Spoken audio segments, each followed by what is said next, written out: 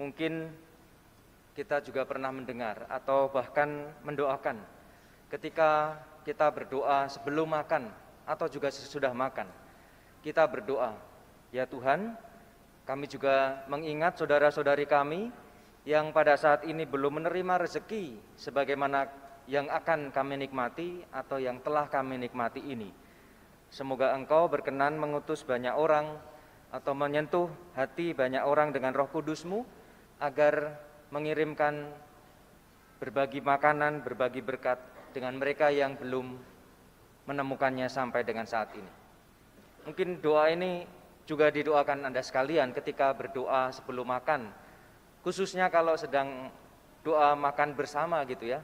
Kalau doa makan sendiri mungkin lebih singkat, mungkin kemuliaan selesai gitu ya, atau Bapak kami selesai. Tapi kalau doa makan bersama biasanya agak panjang dan itu didoakan, mengingat mereka yang belum sempat atau tidak seperti kita yang akan menyantap makanan yang pasti istimewa itu.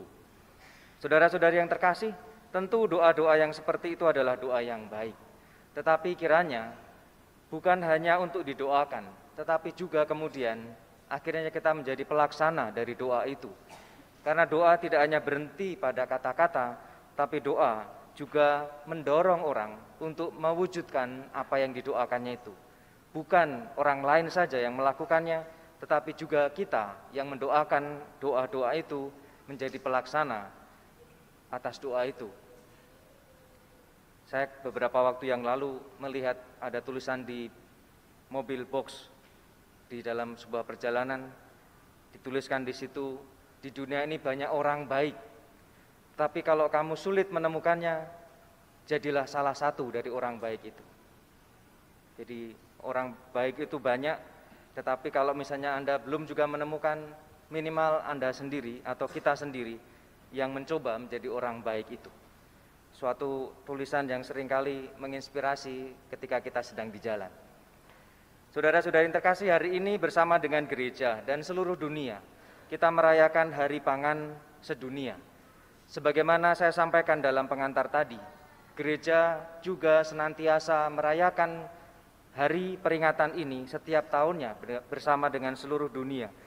Karena tetapi lebih-lebih melain soal krisis moral yang dimiliki oleh bangsa manusia. Paus Benediktus pernah mengatakan demikian, bahwa tidak terpenuhinya hak atas pangan bukan hanya karena sebab alami, tetapi situasi yang dipicu oleh perilaku laki-laki dan perempuan yang mengarah pada kemerosotan standar sosial, ekonomi, dan kemanusiaan. Oleh karena kemiskinan dan konflik berdarah, banyak orang terpaksa meninggalkan rumah dan mencari dukungan di luar negerinya sendiri untuk menggapai hidup yang lebih baik.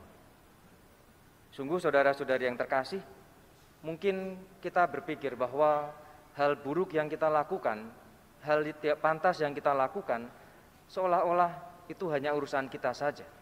Tetapi kalau itu dilakukan banyak orang, dan orang tidak ingat bahwa perilakunya itu akan mempengaruhi lebih luas lagi banyak orang baru sadar bahwa kemudian ternyata perilakunya bukan hanya membawa kerugian bagi dirinya sendiri, tetapi juga banyak orang.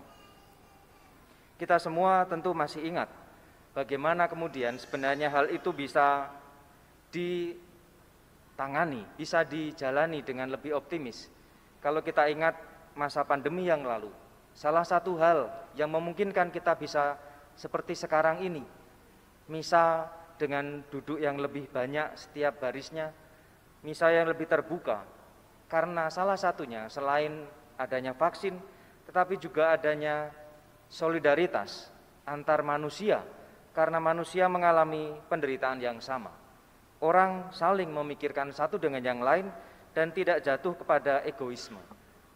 Kiranya itulah yang menjadi inspirasi bagi kita untuk kemudian bersama dengan Konferensi Wali Gereja Indonesia menghidupi tema Hari Pangan Sedunia ini dalam solidaritas pangan. Solidaritas yang dimaksud dengan solidaritas adalah ketetapan hati yang mantap dan tekun untuk membaktikan diri pada kesejahteraan umum yaitu pada kebaikan semua orang dan setiap individu. Saudara-saudara yang terkasih, ketetapan hati dan yang mantap dan tekun hanya bisa ketika orang mempunyai pegangan yang benar. Hari ini, saudara-saudari yang terkasih, dalam bacaan-bacaan yang kita dengarkan, kita diingatkan bahwa Musa, nabi besar pun bisa memimpin bangsa Israel menang dalam pertempuran melawan orang Amalek karena bantuan Tuhan. Ketika Musa mengangkat tangan atas perintah Tuhan, maka bangsa Israel menang dalam perang. Tapi ketika turun karena kelemahan manusiawinya, tidak bisa terangkat terus, maka bangsa Israel kalah. Harus ada yang menopang, harus ada orang lain yang membantu. Maka tadi Yosua ngambil kayu dan disangga tangannya. Harus ada orang lain yang membantu agar karya Tuhan itu berlangsung terus-menerus. Hal yang kedua, dalam bacaan yang kedua kita diingatkan bahwa salah satu dasar atau pegangan yang benar agar kita mampu untuk bertahan dalam hal-hal yang baik, teristimewa solidaritas itu apabila kita berpegang pada sabda Tuhan. Dalam surat kedua Rasul Paulus kepada Timotius jelas dikatakan, segala tulisan yang diilhamkan Allah memang bermanfaat untuk mengajar, untuk menyatakan kesalahan, untuk memperbaiki kelakuan, dan untuk mendidik orang dalam kebenaran. Maka saudara-saudari yang terkasih, ketika orang percaya pada Tuhan dan juga kemudian terbuka pada relasi yang baik dengan sesama dan dipupuk oleh sabda Tuhan, orang kemudian mampu untuk berdoa tak jemu-jemu dengan sukacita, karena bukan hanya berdoa untuk diri sendiri, tetapi juga untuk orang-orang di sekitarnya, dan pada akhirnya mendorong kita untuk setia pada apa yang baik demi kebaikan bersama. Semoga saudara-saudara yang terkasih, bersama dengan seluruh dunia dan gereja pada hari peringatan Hari Pangan Sedunia ini, kita menjadi agen-agen perubahan, bahwa kita semua pun mau menjadi orang-orang baik, mau memberi sumbangan yang baik untuk perbaikan, untuk tantangan yang kita hadapi bersama, dan bersama-sama kita boleh bangkit dari segala keterpurukan dan boleh segera lepas dari situasi yang sulit ini. Kemuliaan kepada Bapa dan Putra dan Roh Kudus.